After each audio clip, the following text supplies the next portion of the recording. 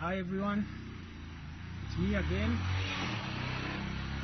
On the 9th of August, the day we are all going to the ballot, I've just come from voting. A bit of a frustrating process for me as my biometrics could not be retrieved. I have to sit down, wait, go and try again, but finally I've been able to vote. Our politicians have been talking about freedom. During their campaigns, we heard of the word freedom is coming to free us from the high cost of living. This poem is titled Freedom is Coming, or is it? It's a question. And it's drawn from the book of Exodus chapter 1 verse 8, which says, Then a new king to whom Joseph meant nothing came to power in Egypt.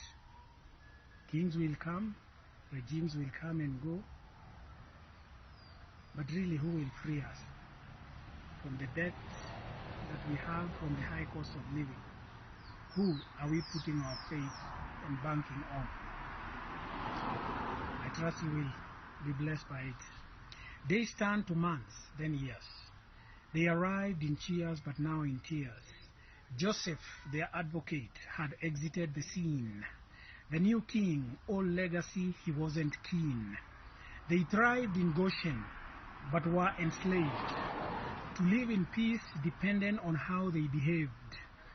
They that lashed back at this injustice faced the lash of the taskmaster's instant justice. So as generations flashed back to the past, they cried of the lash. God set us free at last.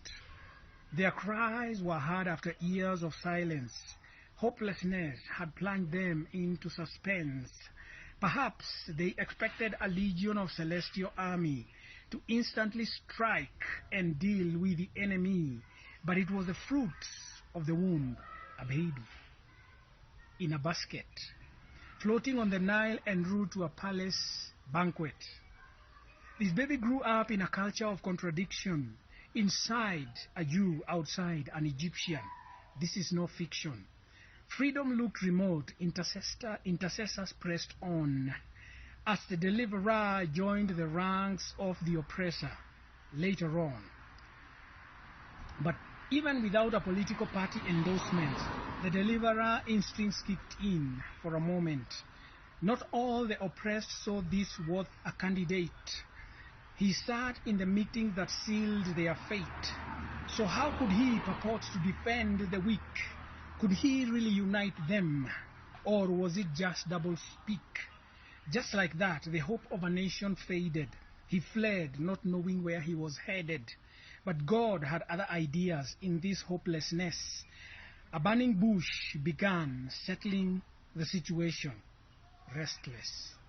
His first stab for office led him to vanish without a trace.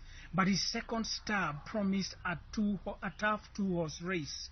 This was an epic contest between the gods of Egypt, Isis, Thoth, Happy, Horus, and Pharaoh. You get the script. A bruising battle ensued. The target was 10 swing counties. Optimism was high, but opinion polls piled on the miseries.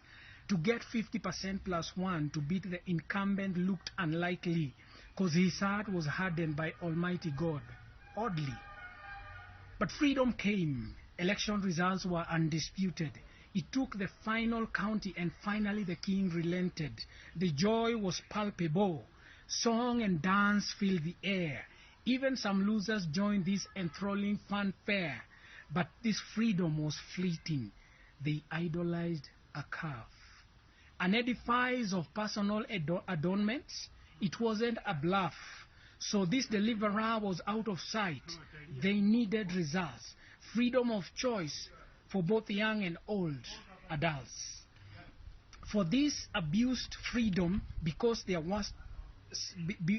of their worst slavery, because they ignored representation in session parliamentary. We've been promised freedom after this election, but may we be free from self of our own fixation, because we may not fully have a view of the promised land, but he that made this promise will hold our hand. So do not rebel like Korah when the going gets hard. Our nation doesn't belong to those you disdain so hard. Go out and vote. The Lord will take care of this nation. That this greatest freedom you get from this election. The rest of our emancipation has spiritual dimensions. On your knees, trust God as we journey in the desert of transitions. Freedom is coming. Or is it?